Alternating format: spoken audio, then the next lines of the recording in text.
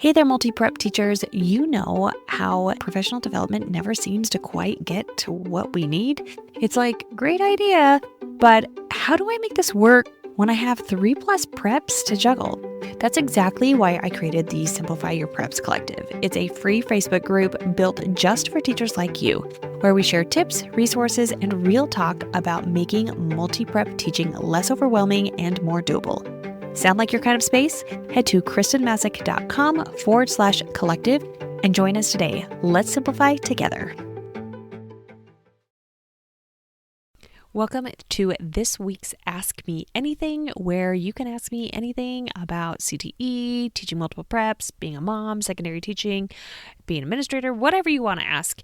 It is a free game. So this is the second episode for the week, and it is only during the summer. So if you have a question, feel free to send me an email at hello@kristenmasick.com or a DM on Instagram at kristenmasick, KRISTENMASSIC. Welcome to the Secondary Teacher Podcast, the podcast for middle and high school teachers juggling multiple preps to get the strategies to reduce overwhelm so that you don't have to choose between being an effective teacher and prioritizing important relationships. I'm your host, Kristen Masick, a 10-year high school engineering teacher, former middle school assistant principal, and teacher coach. Every week, we will discuss strategies, systems, and time-saving tips to help you not only survive but thrive as a multiple prep teacher.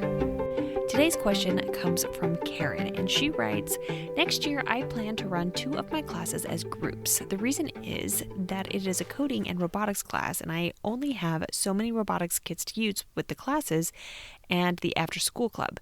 Once the robot is built, it can't be dismantled, and sharing robots will be tricky because I just know that the different groups will unintentionally overwrite stored programs.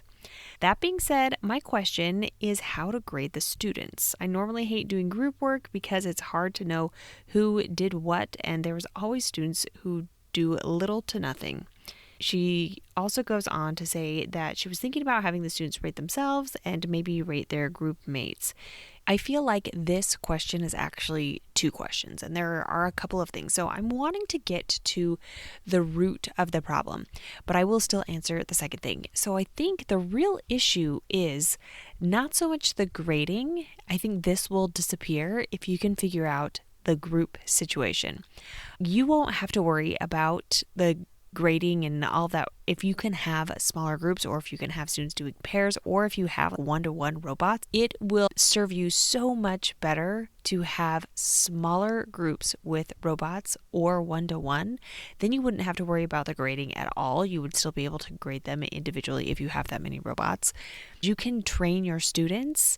You can come up with a routine or protocol to remind them to save their programs. So whatever they are programming or coding on, which is normally going to be some sort of device that they're going to have to log into, have them save that program. We are at the point where that is a possibility. Even if there isn't, you could even have them print out or write in a notebook the code that they were using and just let them know your code will be erased. Robots are going to be used by different groups. It will be erased. You do want to make sure that once those robots are built, they're built correctly so they all function right, because that could be a different issue down the road. This is coming from a veteran robotics teacher, so just know that that could be an issue. But your grading issue would completely disappear if you could have those smaller groups. Now, if you still are thinking, no, I want to have those groups and not share the robots, and we're looking at the grading, here's my thoughts on the grading. I personally hated being graded with group work, and it sounds like from your question you did too. I would imagine that most of us didn't enjoy working on a group project where someone floated through it and got the same grade, or someone turned in subpar work and then you got a lower grade. And then the whole idea of peer grading is really, really difficult students don't know how to evaluate each other. Even adults, we struggle with how to evaluate someone else.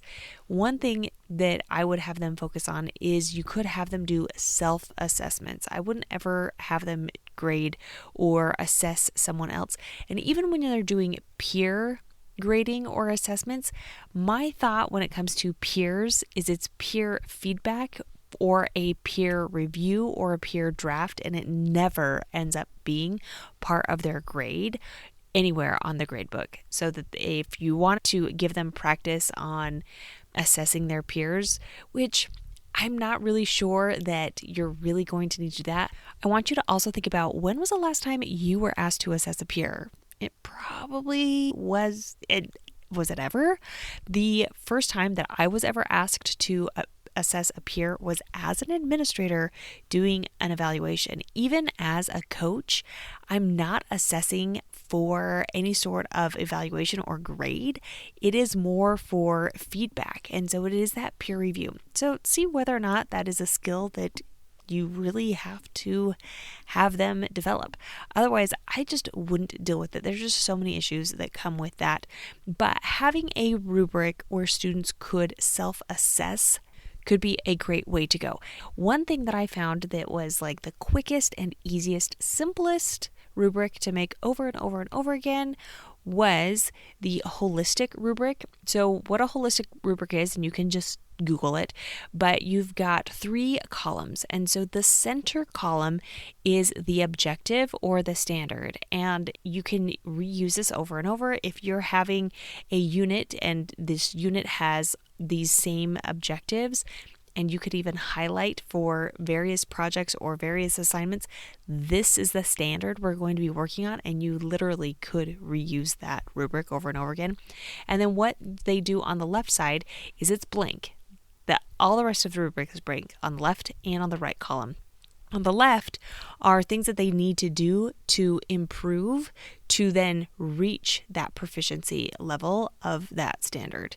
And then on the right is evidence of how they exceeded that proficiency level of that standard. So really, you're not having to do building of the rubric, and it is really helpful to help with those students doing their self-assessment, seeing where they might be below proficiency and where they have exceeded proficiency. If you are having students then give themselves a grade or self-assess, that is going to be really handy, because you could model several different instances of, if you filled out your rubric this way, what do you feel like you have earned for a grade mark for this particular assessment, assignment, or project?